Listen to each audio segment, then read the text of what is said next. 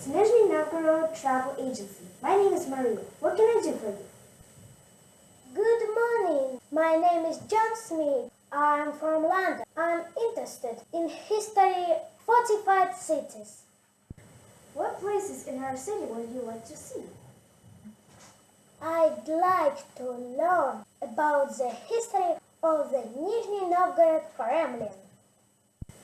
Sounds great. When are you going to come? This Friday at 10 o'clock, please.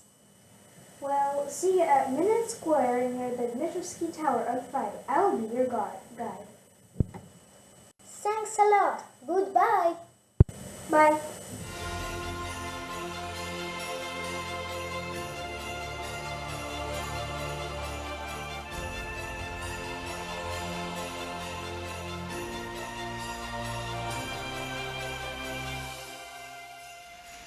Good morning. I'm Mr. Smith. Good morning. I'm glad to see you. I'm glad to see you too. Let's go. Welcome to the Nizhny Novgorod Kremlin. It's the center and the heart of the city. It's the place where the history of Nizhny Novgorod started. Let's walk by the Kremlin. Okay. Nizhny Novgorod was founded by Yuri Vsevolodovich, the Grand Prince, in 1221. The city was situated at the two hills which were at the confluence of Oka and Volga rivers. The outside of the city was fortified with several earth mounds with wooden walls and towers on top. The Nizhny Novgorod Kremlin had been the ultimate protection of the whole Grand Princedom of Moscow from the Tatar invasion. But the wooden walls could get on fire? Nizhny Novgorod fortress was on fire not once. In the middle of the 14th century, Nizhny Novgorod acquired the status of the capital of the independent principality, and in 1374, Dmitry Konstantinovich, the prince, built white stone Kremlin. Today, there is nothing but remains of the Dmitrovsky Tower, which rose in the center of Kremlin. Interesting. At the times of Ivan III ruling in his fights against Kazan princedom, Nizhny Novgorod gained the strategic status of the main Volga century. In the 15th century, the works on fortifying the Kremlin wall started. Ivanovskaya Tower was built first.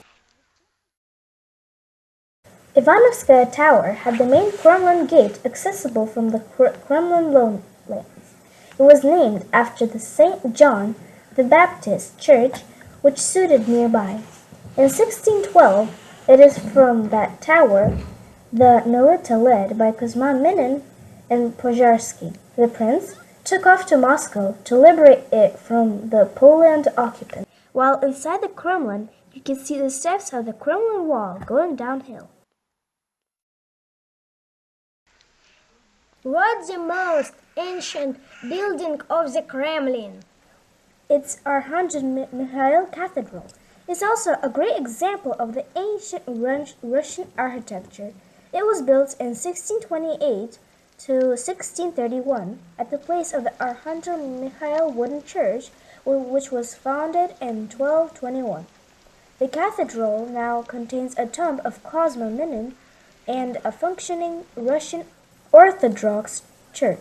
And what is that monument in the square nearby? This is the monument to Prince Yuri Vsevolodovich, who was the founder of the Nizhny Novgorod, and his spiritual mentor, Reverend Simon. The monument was opened on February 26, 2008, at the celebration of the 15th anniversary of the Nizhny Novgorod Kremlin. Kremlin had the shape of a polygon with 13 towers at the corners, with the total wall lengths reaching 2 kilometers. All the towers had 3 tiers, with each of those having an independent construction. 5 of them were built as pass towers, and 8 were built around with no external entrances. Chasovaya Clock Tower got that name because it housed the main tower clock. Look, this is the Dmitrovskaya Tower. It was the main entrance to the Kremlin. It was the cornerstone of the military defense structures of the hill. The tower was named after Dmitry Solov's. Nowadays, it hosts the History and Architecture Museum as well as various exhibitions. Dmitrovskaya Tower got the unusual outside fortifications, which were the stone bridge and a side tower. The fortifications like that were quite a novelty for the architecture of the fortress of that time. In the 16th century, the Kremlin was under siege several times, but was never taken by enemies. Next tower is the Kladovaya storage tower, was used as an armory. The Nikolskaya Tower was named after the Verkhneposadzkaya church, which was at Bolshaya Pokrovskaya Street. Next tower is the Karamyslova Yoke Tower. There is a poetic legend describing how that tower got its name. This legend tells about the girl that defended herself with the help of the yoke she carried during enemies' invasion and killed many of them before perishing. She was buried with dignity and honors at the base of the tower. However, another story tells that the tower was named so just because its shape with the adjacent walls resembled the woman with the yoke. And why some parts of the walls and towers are white? During the restoration of the walls, the towers were laid out by white bricks. They found its original form. We can't see the Severna and Tainskaya towers. They are repaints of restoration works. No problem. Next time, luckily. Tainitskaya Secret Tower was named that way because there was a hidden underground passage starting at the basement of that tower and ending at the bank of Pachan River. Severna North Tower is called so because it is suited to the north of Tainitskaya Tower.